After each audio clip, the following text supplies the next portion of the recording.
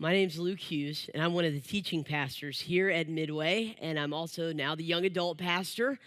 So we're glad you're here this morning. We are continuing our series in Psalms this morning. We're going to be looking at Psalm 69, if you want to turn over there. But what we're going to start with is we're going to start with the verses that we've been kind of memorizing or meditating on together, and we're going to kind of read them together. I'm going to say 1, 2, 3, and then we're all going to read them as a group. Hopefully they're on. Yes, there they are. So, ready? We're going to read it together. 1, 2, 3. I will praise you, Lord, among the nations. I will sing of you among the peoples. For great is your love reaching to the heavens. Your faithfulness stretches to the skies. Be exalted, O God, above the heavens. Let your glory be over all the earth. Psalm 57, 9, and 10. Now, hopefully you're kind of taking that to heart as we've been progressing through the Psalm series together. The Psalms are such an interesting book of the Bible. It is an opportunity to step into God's divinity, the promises of God, the surety of God's promise, but to see that lived out in the fragility and the need of human experience, to see it lived out in what is the human experience expressed through the scriptures. And the beauty of all of this is that it relates to us in a very powerful way. In fact, the first 5 books of the Bible are the Torah, and they are the law written in letter. But the Psalms is also organized into 5 books, and those 5 books are meant to reflect the Torah. So in essence, you have the 5 books of the law, which are the law of Moses, and then you have these 5 books of Psalms, which are to represent the Torah lived out, fleshed out in everyday life. And as we step into this psalm this morning, this psalm is no different. Because many times when we approach the topic of spiritual growth, when we approach the topic of engaging with God in things that really matter, we find ourselves quickly going to areas of our life we may not have first thought we would go. We actually find ourselves quickly in areas where we may have to engage with things we didn't quite want to engage with. And this morning is no different. This morning we are looking at the topic, the idea expressed of violated expectations. What does it look like when we come to a situation, come to our lives with one set of expectations only to find that that isn't the case? When I was 5 years old, there was a place that I loved, and it was the ball pit at the play place in my local McDonald's. Now, you younger members of the congregation here, you may have to ask the older members what a ball pit is, because I don't think they exist anymore. I think they got rid of them all. But the ball pit was the place to be if you were 5 years old. You'd go to McDonald's. You didn't care what your mom ordered for you. You just wanted to get to the ball pit. And what I love to do is I love to get in the ball pit because you could literally find anything in there, which is probably why they shut it down. And sink to the bottom like an alligator and just go rooting around on the bottom of the ball pit, which is probably the nastiest part. But that was just fun to do. And not only did you have that opportunity, you also had the opportunity to meet new kids in the ball pit. And you would meet these kids, and this day was no different. I met this kid, he's probably about my age, and we started hanging out and running through the play place, and we were just having a great time. And so I thought, hey, we'll take this to the next level, and I asked the next logical question that would come into my 5-year-old brain. And so I said, would you like to fight? Now, let me explain my expectations of the question, would you like to fight? In my house, when you said, would you like to fight, that meant you kind of like rough and tumbled around, you threw pillows at each other. You may do a WWE move on somebody, but nobody's getting hurt in the process. Now, looking back, I kind of worry about this kid because I don't know where he was raised. He may have been the prodigy of Conor McGregor, or he may have been the long-lost son of the Russian from Rocky IV. Because the moment I said, "Do you want to fight?" he reared back with the biggest haymaker I've ever seen and punched me right in the face. So I was like, "Do you want to fight?" Boom! Oh, ow. And I was like, well, in that moment, I did what any self-respecting 5-year-old would do. I went, "Mommy!" And I went running out of the ball pit because violated expectations can leave a mark. They can leave a mark in your life. Now, I mean, you guys understand what I'm talking about, violated expectations. For some of you, you were expecting a really great Christmas gift from your significant other, and you got a piece of workout equipment. Yeah, violated expectations. Or maybe others of us here, you tried on your jeans after a few months, and you're like, "Man, my wife shrunk my jeans," violated expectations. Or, you went to the gym for the first time in a few years, or went running for the first time in a few years. You're like, "Man, it's going to be just like it was back in the college days." Violated expectations. And maybe some of you, you're into internet dating, you know what I mean? Are you doing like the Match.com? There's about 1,000 different matches out there now, farmers only, I don't know. But, you met that person online and they've got that profile picture. You're like, "Man, I'm really glad I photoshopped my profile picture because they're just so amazing looking." And then you got to that first date and yeesh. Violated expectations. You know what I mean? Violated expectations come in all different forms, all different sizes. They can be shallow, they can cut deep, but we all have experienced violated expectations. And if you're like me, you may have gotten yourself into that pattern of getting your expectations up. You know what I mean? Like you're getting your hopes up. It happens to me anytime I play golf or fantasy football. You know what I mean? I go and I hit that first shot, or that somewhere on the first hole you may hit a good shot. You're like, "Man, I forgot how good I was at this." Like, you know what I mean? Like today is definitely, I'm probably going to shoot a 72, and then you get done after 18, violated expectations. You know what I mean? Like over 100. Okay, still the same golfer that I always was. Or fantasy football, make a good trade, win the first, game of the season, and then you lose the next 13. You know what I mean? So you realize you're a pretty terrible fantasy football manager. These are the violated expectations, at least in my life. But what's interesting about violated expectations, even though we've all experienced them and on higher and shallower levels, there are moments in our life where they actually cut deeply. And they cut the deepest when they have to do with God. You know what I mean? It's the unspoken expectations you have of God. It's those things maybe other people may not even know about, but you hold God to that standard. And then when God violates one of those expectations, it catches our attention pretty quickly. You're like, "I didn't expect for this to turn out that way. I was faithful. Why did this happen? What's going on? I was going in one direction in life, and now I'm in a completely different place." And you find yourself, if you're like me, that sometimes the violation of those expectations can be so deep that it actually causes you to doubt God's character and doubt who He is. That you could actually find yourself in a place looking around, wondering what is going on. And this morning in Psalm 69, this is what we step into. We step into a conversation and a moment where a human being's expectations of God are being violated. So if you want to open with me, we're going to open up to Psalm 69. Psalm 69.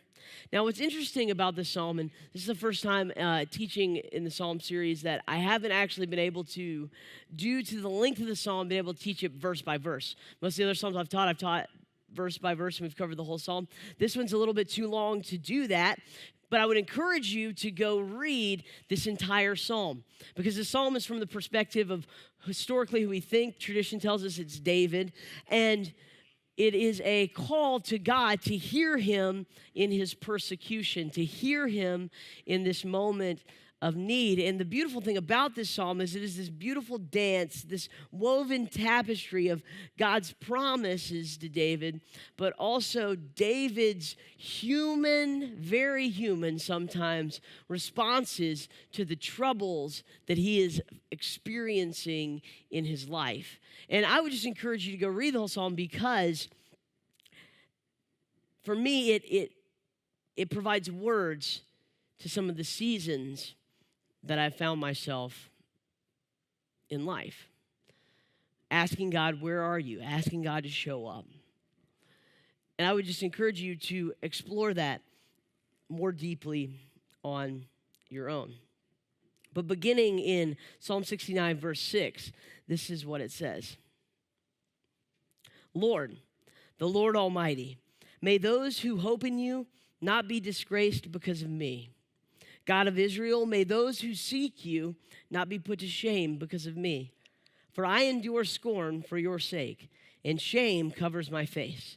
I am a foreigner to my own family, a stranger to my own mother's children. For zeal for your house consumes me, and the insults of those who insult you fall on me. When I weep and fast, I must endure scorn. The first thing I want you to see from Psalm 69 is this, that just because we are followers of God, or just because we've dedicated ourselves to a relationship with Jesus, does not mean your life is going to be any easier.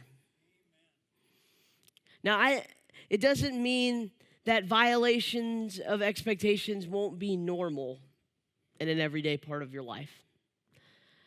And I'm sorry to tell you this. I don't know. I hope no one sold you a bill of goods. I hope no one was a snake oil salesman for you when it came to religion. Sometimes people I don't think they mean it in a sinister way, but they'll make promises that are empty promises saying, come to Jesus and your life will be easy. Come to Jesus and your life will be comfortable. Come to Jesus and only good will happen. And I just want to tell you this morning that idea is nowhere in the scriptures.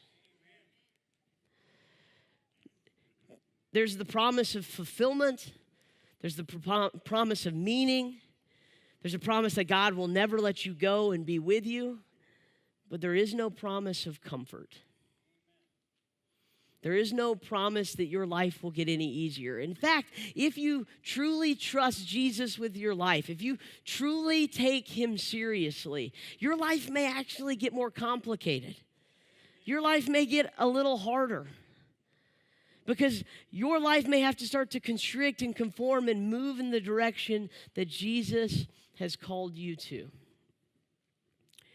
And so, as we step out of the gate in this psalm, the first thing we realize is that following God doesn't make your life any easier. And that's what the psalmist is saying right here in this moment. See, David, as he's lifting this cry up to God, he's saying, God, I need you to come through for me because I am being persecuted. Now, it's not all that odd if you've read the Psalms with us so far in the series, that this is a pretty common theme, crying out for help from the Lord when the people are in trouble. But the reason David is in trouble is actually kind of unusual. He's being punished and persecuted for doing the right thing.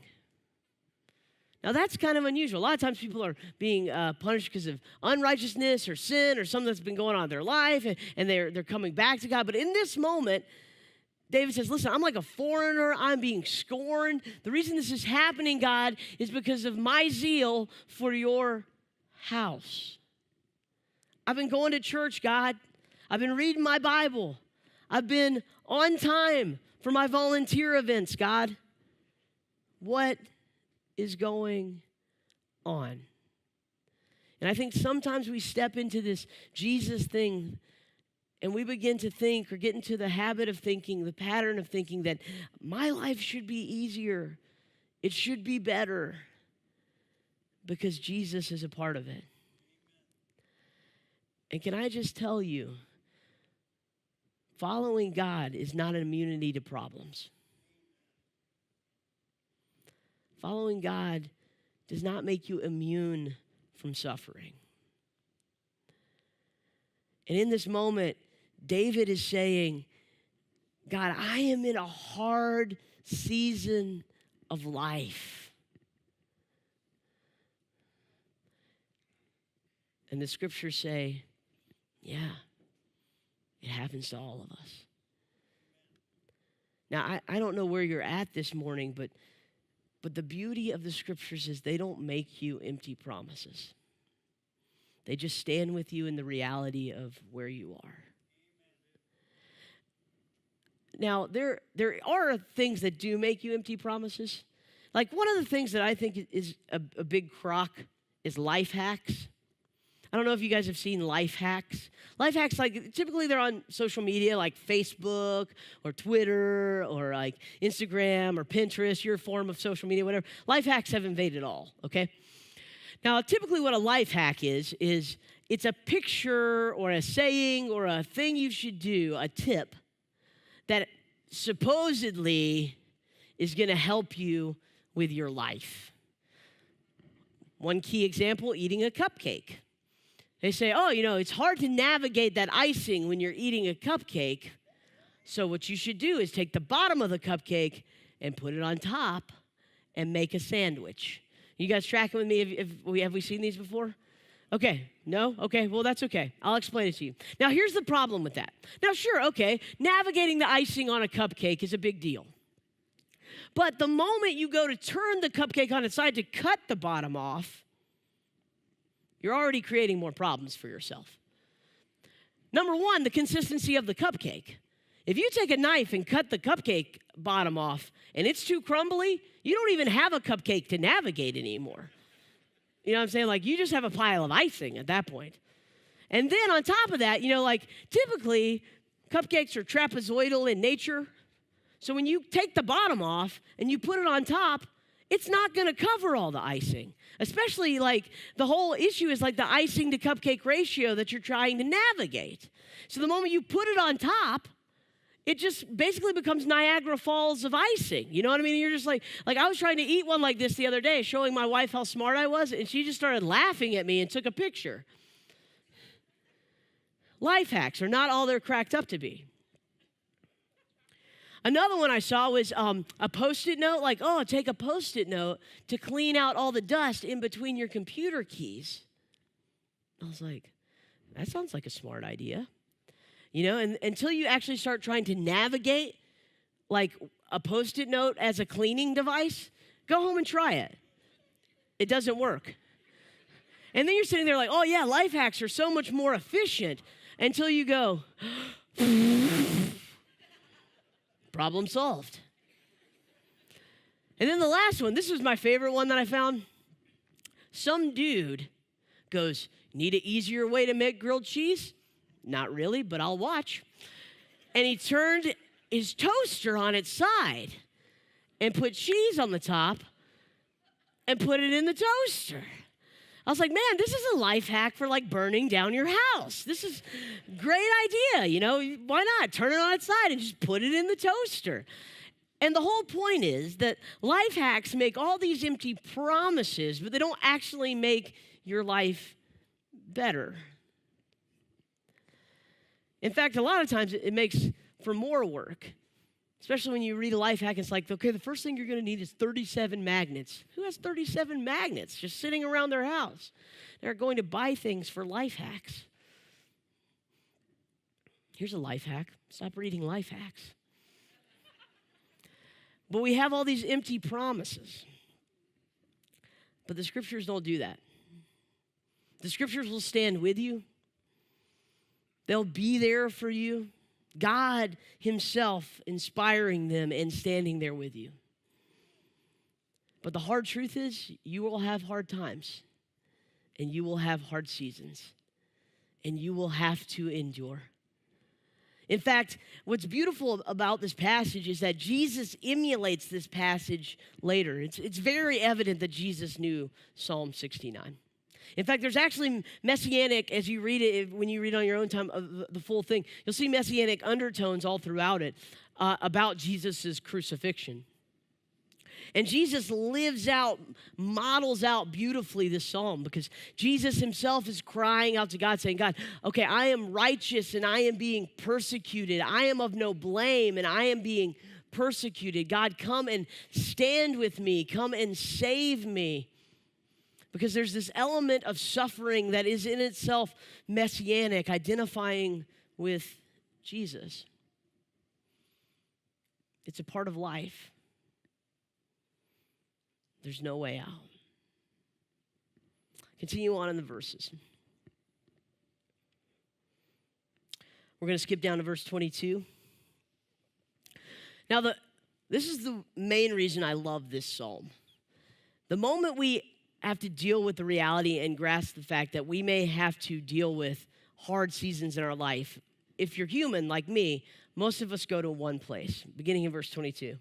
Maybe the table set before them become a snare. May it become retribution and a trap. May their eyes be darkened so they cannot see, and their backs be bent forever. Pour out your wrath on them. Let your fierce anger overtake them. May their place be deserted. Let there be no one to dwell in their tents. For they persecute those who you wound, and talk about the pain of those you hurt. Charge them with crime upon crime, and do not let them share in your salvation. May they be blotted out of the book of life and not be listed with the righteous. The moment we have to deal with this reality that we're going to have to deal with hard seasons in our life, that we're going to have to deal with suffering in our life, if you're like me, what you say is, well, that's not fair. That's not fair at all. And you appeal to fairness as to why you should not be in this hard place in your life. That's what the psalmist is doing in this moment. He says, listen, God, if I'm being persecuted, if I am being struck down for righteousness, the least you could do is go judge the bad guys. Bring them down a notch, God. Go and cause violence in their life, God. Go and break them down, God. Go and blot them out of your book of life. And then at least it will be fair. The psalmist in this moment, as he's dealing with this suffering, when he's dealing with the humanity, the frailty shows through, and it's beautiful and it's honest because it is so what I want to do most of the time. He says, listen, God, make it fair. This isn't fair. I don't deserve this. And if you're like me in your darker moments, you may be guilty of this. You've had a hard day and you look inside the echoes and the words of your mind and you find yourself saying, why do they have the easy life? Why does it always seem to work out for them? Why is it so easy for them to get pregnant? Why don't they ever have money problems? Why do they always get promoted? This just isn't fair. And what's interesting is I love the rawness to this passage because it's amazing how uncomfortable David kind of makes us feel in this moment. Because, I mean, he is like really going after him. He says in verse 24, pour out your wrath on them. Let your fierce anger overtake them. But, you know, in my darker moments, I may be accused of wishing ill on someone else. Why? So that it would be fair, that they would understand what I go through. We appeal to fairness. Well, actually, we don't actually appeal to fairness. We appeal to our definition of fairness. So we say fair, but what we mean is me. The moment we struggle with the fact that we are in a hard season, we want to wiggle our way out by saying, God, it's not fair. But what's amazing is, again, like we said earlier, Jesus emulates this passage, but this is the one place that Jesus would actually get a failing grade, because he doesn't pull from these verses at all in his crucifixion. In fact, it's kind of ironic, because the one man who should probably have been treated the most fairly because he deserved it in this moment doesn't appeal to fairness. In the moments of his trial and his crucifixion, he just stands silently accepting his fate. That this lovely person in this loving moment doesn't appeal for himself. See, Jesus in this moment of his crucifixion, it's almost like he is living out that next verse, verse 29, where it says, "But as for me, though I am afflicted and in pain, may your salvation, God, protect me." See, Jesus had all the rights in the world to talk about violated expectations. He comes with love and is met with violence, comes with patience and is pursued. In fact, Jesus finds himself in this line of demarcation on the cross saying, my God, why have you violated my expectations? Why have you forsaken me? You're supposed to be with me in this moment."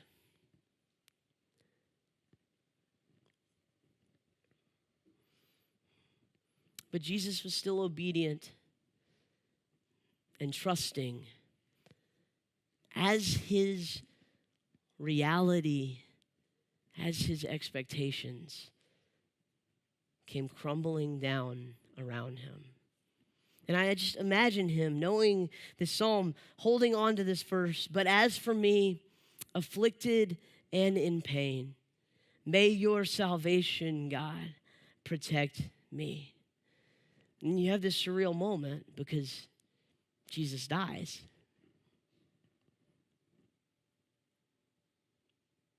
And in this moment, you wonder, well, did God's salvation protect him? Because he's dead. But 3 days later, everything changed. He rose again in power.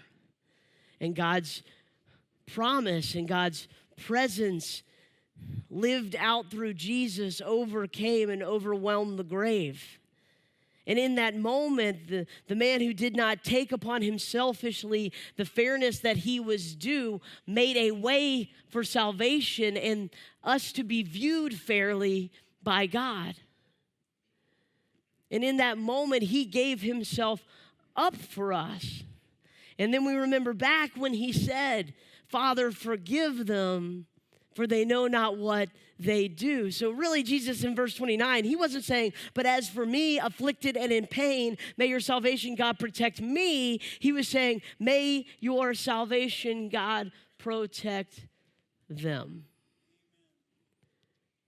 And Jesus, in the love and the beauty and the faith of God, chose to endure his violated expectations as his world came crushing down around him, saying, okay, God's love is bigger, God's plan is stronger, God has a purpose in what he is doing, and so I choose suffering, I choose disgrace, because God is doing something, and though I may not even be able to see it quite yet, he always comes through, he always is faithful, and I will move in the way he asks me to move, and that is why you and I can be free today. Because Jesus didn't demand the fairness he was due, but instead chose suffering so that you and I could be free. And what's interesting about this whole scenario is I feel like it's encapsulated perfectly in this little cluster of verses that I love in Hebrews chapter 13. So if you want to turn over there, you can. It's in Hebrews chapter 13. Maybe it'll become one of your favorite little cluster of verses. It's verse 12 through 14. But I feel like this just encapsulates perfectly this idea. As And begins in verse 12, and it says, "And so Jesus suffered outside the city gate to make the people holy through his blood." See, God did not consider himself immune to suffering, but chose instead his disgrace, his suffering, his violation of expectations, and moved outside the safety of the city and died that what? We could be made holy through his blood. That he who should be loved dearly, who should have been held on to and given the biggest benefit of the doubt and most valued, was cast out for our behalf. And then verse 13, it continues on. Let us then go to him outside the camp, bearing the disgrace he bore. See, we are now called to bear the same disgrace that he bore, that violated expectations are a part of this side of eternity. That we are called into suffering, that we are called into moments that will be unfair, just like Jesus. Because you weren't promised a comfortable life on this side of eternity, just a life that looks more like his.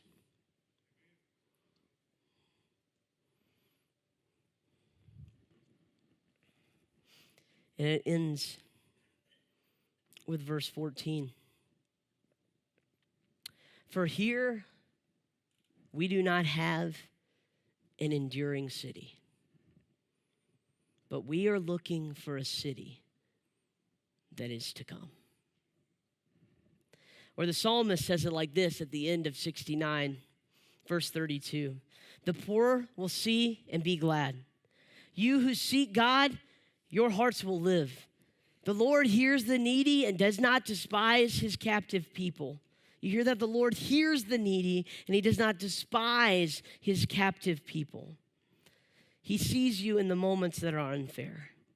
Let heaven and earth praise him, the seas and all that move in them. For God will save Zion and rebuild the cities of Judah. Then people will settle there and possess it. The children of his servants will inherit it, and those who love his name will dwell there. Because here we do not have a lasting city, but we are going to the one that is to come. Here we do not have an enduring city, but we are going to the one that is to come. Here we have broken expectations, unfair suffering, prosecution and persecution that is undoing, but there we do not.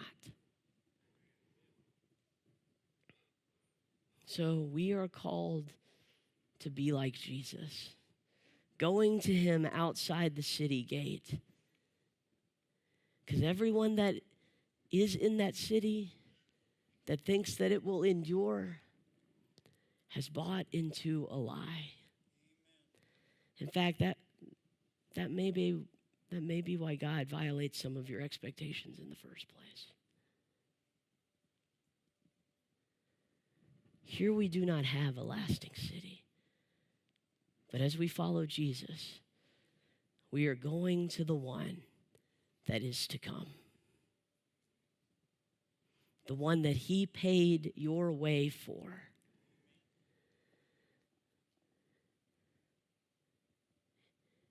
And when I think about that, that puts violated expectations in perspective for me. That fairness that I expected, I don't demand it as much. Now, don't get me wrong, I still have some bad days. My wife could tell you about them. But when I see Jesus for who he is, making me holy through his blood, bearing my disgrace so that I did not have to bear it before the Father, it is worth suffering for his name. It is worth living for his name. And on top of that, he isn't leaving me here in the city that will not endure, but taking me to the one that is to come. A Judah rebuilt, a place where those who love God dwell and see him and live beautiful lives together. This morning, my challenge to you is this. You may be in the same place that I find myself sometimes, dealing with violated expectations. In fact, you may have had so many disappointments in your life that has actually caused the distance between you and God. You don't even want to talk about God. You don't want to think about God. You've been sitting through this entire message with your hands clenched on the armrest, your teeth gritted, because it's not fair what God did to you.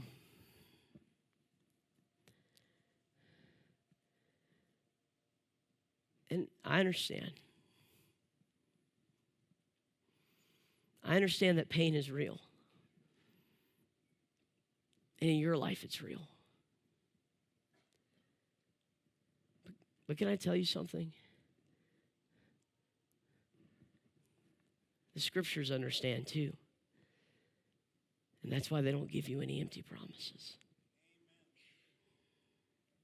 The scriptures are real too. And they offer the one person who can heal and change your life, who went outside the city for you, bore the disgraces that you don't even know about, and made you holy if you choose to let him through his blood. See, Jesus died in your place so you would not have to endure before God all the wrong things that you did. Jesus died your death so that you could have his life. And join the rest of us on this journey out of the city that will fall to the city that will endure. And so I would just invite you in. We're not perfect. We're just trying to follow Jesus. And if that's you this morning, you say, okay, I want to go where Jesus would have me go. I want to do what Jesus would have me do. It's actually really simple to step into a relationship with him. It's not easy, but it's simple. The scriptures say all you need to do is pray and communicate with him. And how do you do that?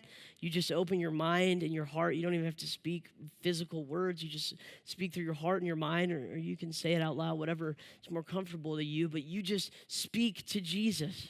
And the scriptures promise, even though this may be the first time you've ever done it in years or ever done it in your life, that God is here and he will hear you and he will help you and he will move you to where you need to be. So would you bow your heads and close your eyes with me? If that's you this morning and you're praying to Jesus for the first time, I would just encourage you to say something like this. Jesus, thank you for loving me. Thank you for giving your life for me. Jesus, close the distance between you and me.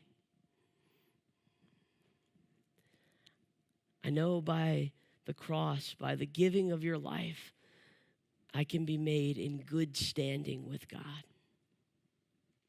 So I want to accept that, Jesus. I want to accept the life you have for me. Thank you for loving me. Let me follow you from this day forward. Amen. Now, if that's you this morning, I would just encourage you to do something. The scriptures say that if you believe in your heart and you confess with your mouth that Jesus is Lord then you are saved. So I would encourage you to find someone to confess with your mouth to this morning. What does that mean? You just tell someone, I'll be up here milling around after the service. You can come talk to me, or you can talk to anybody in one of these lanyards, or you can tell a family member. But I would encourage you to vocalize, to make real this declaration that you believe that Jesus is leading you forward. That you say with your mouth that Jesus is my priority, that I want to follow him with my whole heart. And the way the scriptures say it is that Jesus is Lord. Because one of the biggest mistakes I made when I first accepted Jesus is I thought it was like a checklist thing. It's like, okay, now I've got all the problems in my life fixed because I got the Jesus thing taken care of. And I didn't realize that really what happened was the moment I did that is that came with a whole host of other problems that I needed people for to help me understand and move forward. And that's what we're here for. That's what our life groups are here for. That's what we're here for each other for, is to help you honestly follow Jesus with your whole heart. So I would encourage you, if you're not a part of a life group or engaged in the community, to do that today. Let me pray for you, and we're going to be dismissed this morning. Jesus, thank you for loving us. Thank you for the opportunity to gather in your name.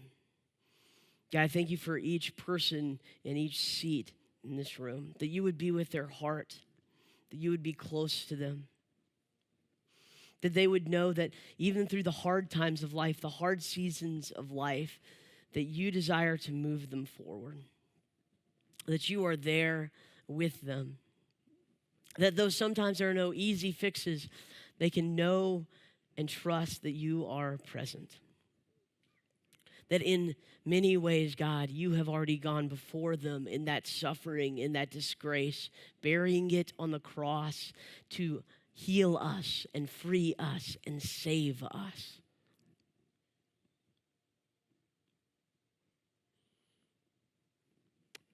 God, let us remember that here we do not have a lasting city, but we are going to the one that is to come. It's in your name I pray. Amen. You guys are dismissed.